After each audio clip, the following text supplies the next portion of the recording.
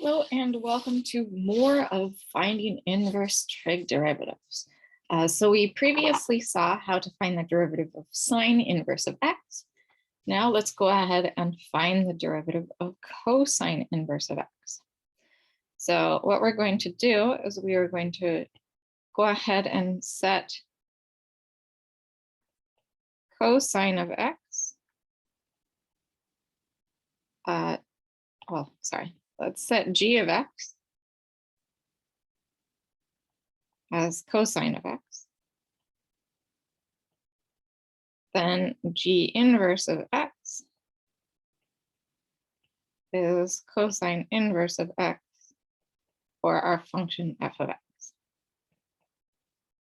And then we are going to go ahead and utilize the fact that if we want to find the derivative of an inverse, so to find the derivative of g inverse of x,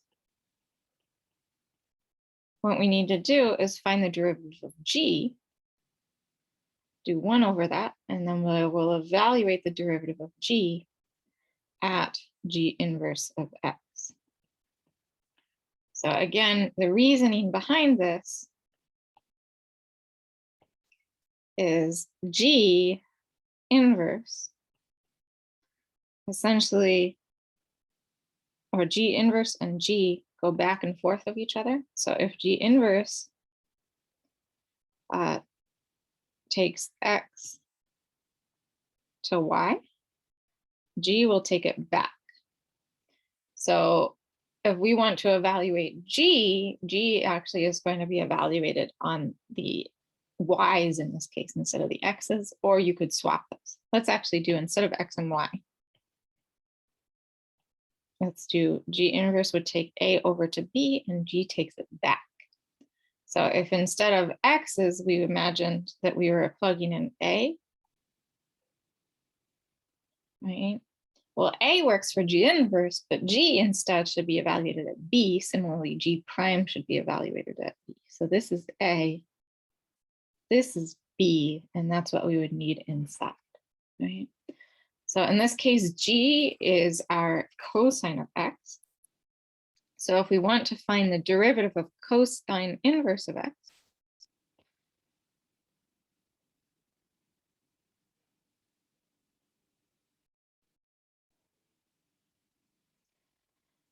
this is the same thing as doing 1 over the derivative of cosine evaluated at cosine inverse of x. So this is 1 over the derivative of cosine.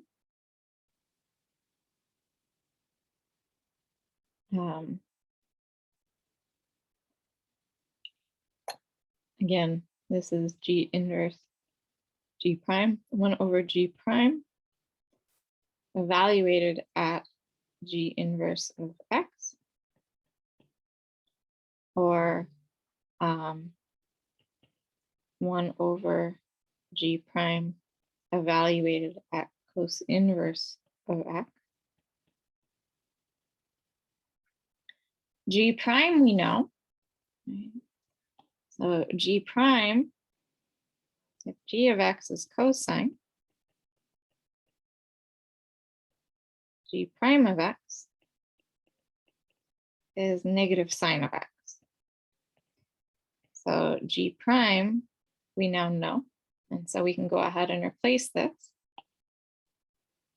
So we have the derivative of cosine inverse of x is 1 over, we have negative sine, and now we are going to evaluate that at cosine inverse of x. Right? And now we are going to use right triangle trig to manipulate.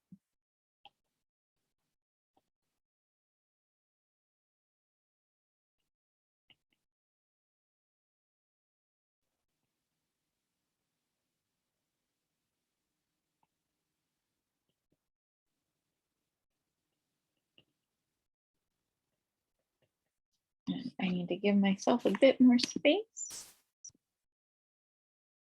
All right, so we're going to use right triangle trig to manipulate. So first up, we need to just remember how right triangles work and how cosine and sine and cosine inverse work. So recall, if we have a triangle,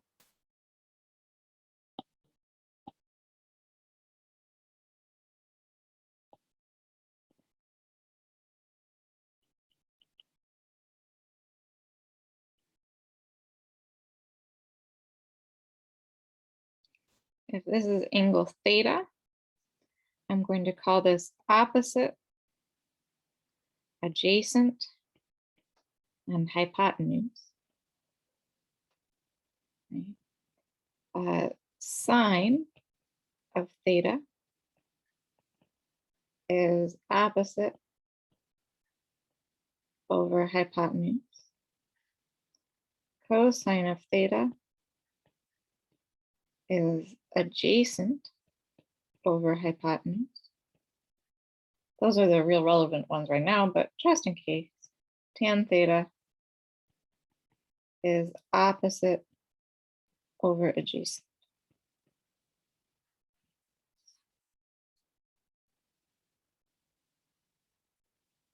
So sine sends us from angle to opposite over hypotenuse. Sine inverse or cosine inverse, so the inverse goes backwards.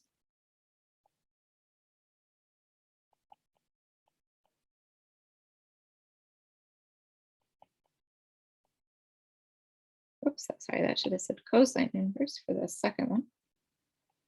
So sine inverse goes from opposite over hypotenuse to an angle. Cosine inverse goes from adjacent over hypotenuse to an angle. And tan inverse goes from opposite over adjacent to an angle. So if I want to find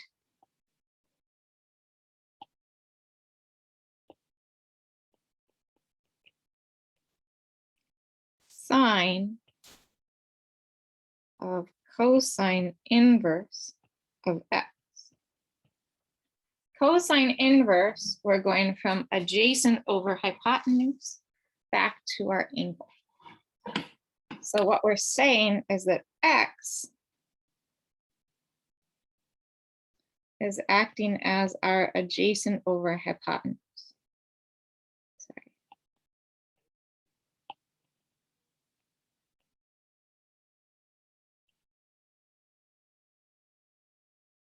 And so we're going to create a triangle that does that. So if x equals adjacent over hypotenuse, then we could say the adjacent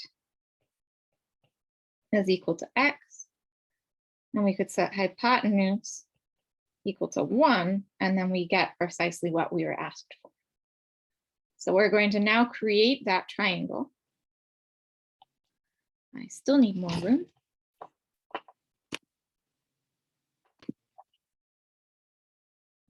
All right, so at this point now we are going to create the relevant triangle.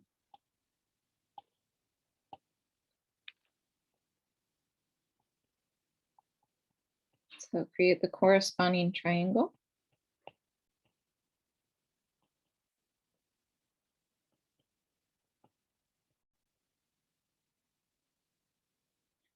So we just said that the adjacent was 1, or sorry, x, and the hypotenuse was 1. Here's our angle theta. And we need to figure out now what our opposite is.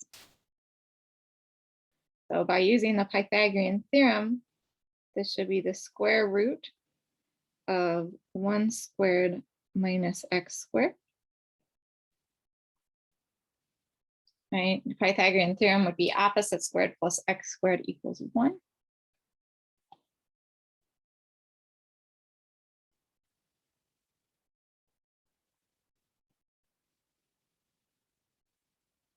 That equals 1 squared. And so this is what we wind up with.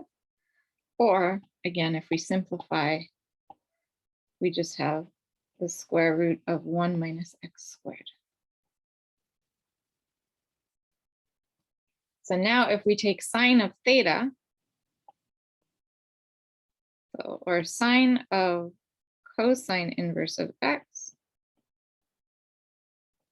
we just sent, again, we go from adjacent over hypotenuse back to the angle.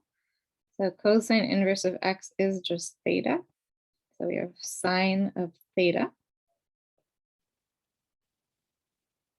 And sine of theta is opposite over hypotenuse.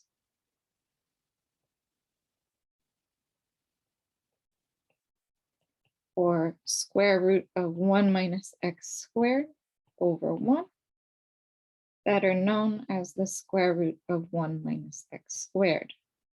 So now if we go ahead and plug back in, we have the derivative, so plugging back in,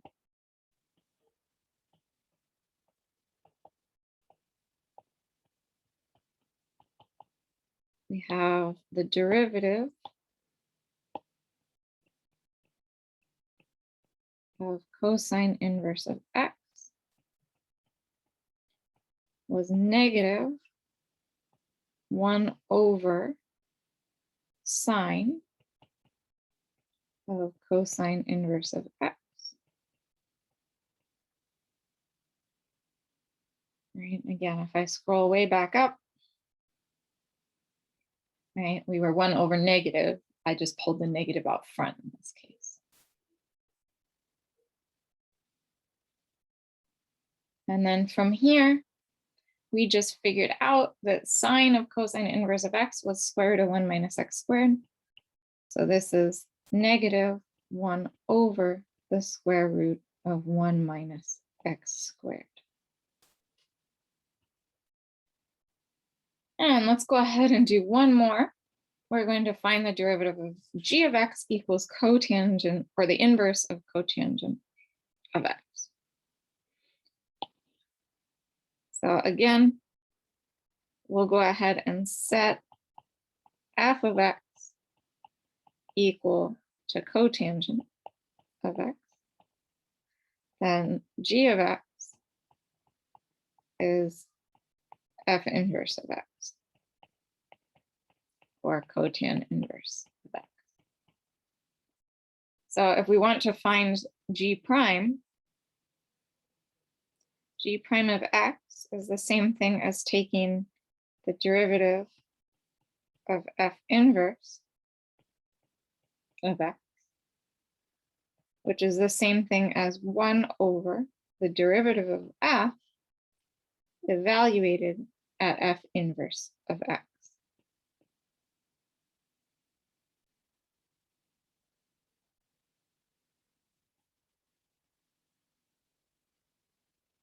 So again, we need to find f prime.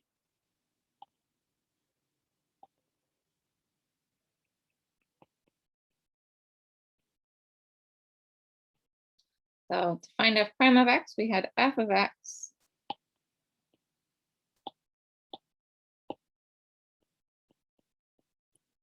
was equal to cotangent of x. And we know that the derivative of cotangent is negative cosecant squared of x. So the derivative f prime of x would just be negative cosecant squared of x. So we have then that g prime of x is equal to 1 over negative cosecant squared of, and we're going to evaluate at f inverse of x. But f inverse of x was just cotan inverse. So this is 1 over negative cosecant squared of cotangent inverse of x. Or if we want to manipulate, we can put the negative out front, and then we have 1 over cosecant squared of cotangent inverse of x. So again, we're going to use right triangle trig. So that's G prime. We're going to use right triangle trig.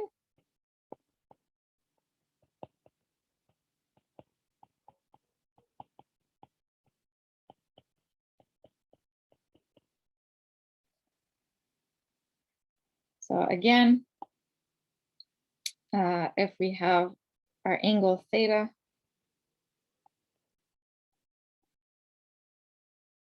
we have opposite, adjacent, and hypotenuse. Then we have that the relevant ones we need. Cosecant of theta is 1 over sine. Sine was opposite over hypotenuse, so cosecant is hypotenuse over opposite. And cotangent theta is 1 over tangent. Tan was opposite over adjacent, so cotangent is adjacent over opposite. So if we want to find and then again, remember, the inverses go backwards.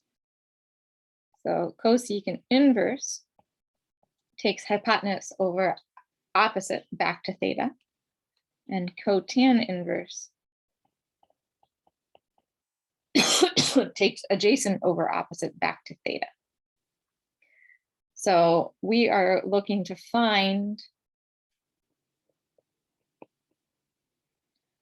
cosecant squared of cotan inverse of x. So cotan goes from, or cotangent inverse goes from adjacent over opposite back to theta. So let's go ahead and set x to be adjacent over opposite.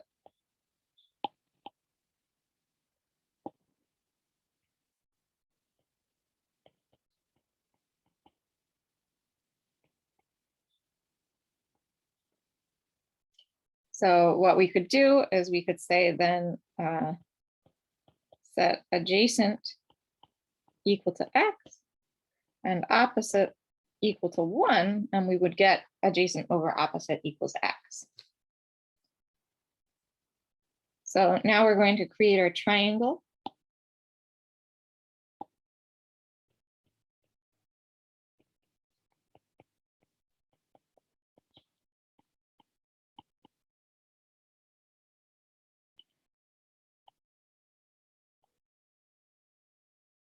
So here's our theta.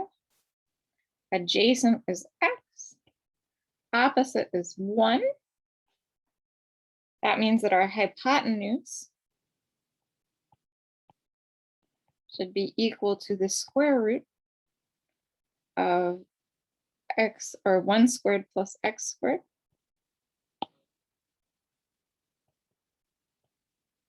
Again, that's using the fact that we would have 1 squared plus x squared is equal to the hypotenuse squared by the Pythagorean theorem.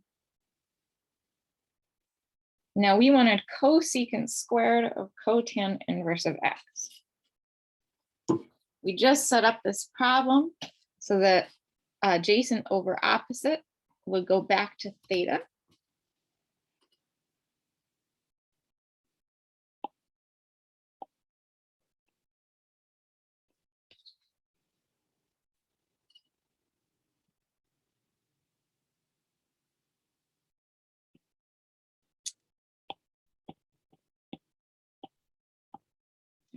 Okay, so if we want to find cosecant squared of cotan inverse of x,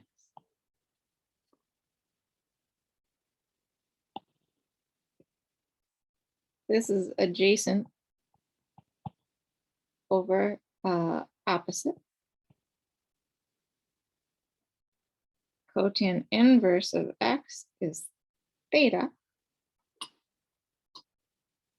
And so we're just looking for cosecant squared of theta. So again, cosecant There we go. Cosecant was hypotenuse over opposite.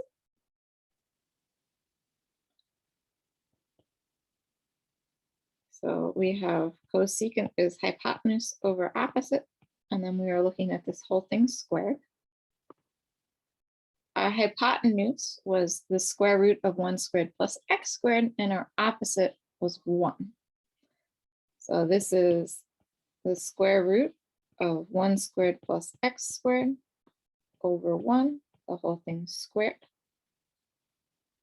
And this winds up giving us just 1 squared plus x squared, better known as 1 plus x squared. Now this is cosecant squared of cotan inverse of x. So at this point, we can go ahead and plug back in.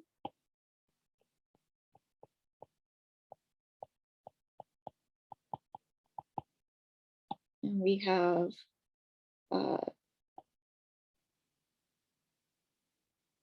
g prime of x, otherwise known as the derivative of cotan inverse of x,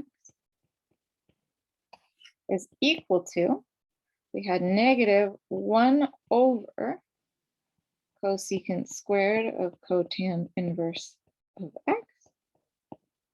And so this is negative 1 over 1 plus x squared.